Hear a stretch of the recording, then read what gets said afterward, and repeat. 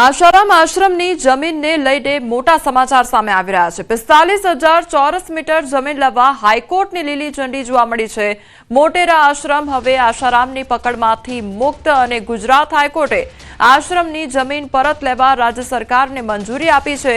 Commonwealth 2030 પહેલા અદ્યતન sports complex બનાવવા જમીનનો ઉપયોગ થશે। મોટેરા આશ્રમમાં થયેલા 30થી વધુ ગેરકાયદેસર બાંધકામો તોડી પાડવાનો માર્ગ ખુલ્યો છે।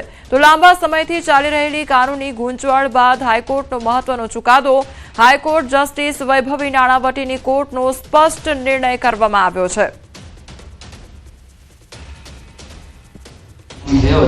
જે મુજબ જે મોટેરા આશ્રમને લગતી જમીન છે, જે જમીન પર જમીનને જે સરકાર તરફથી જે ધી સ્ટેટ ઓફ આર્ટનું જે કોમ્પ્લેક્સ છે તે માટે એક્વાયર કરવાની જે એક્વાયર કરવા માંગતા હતા તે માટે હુકમ કરવામાં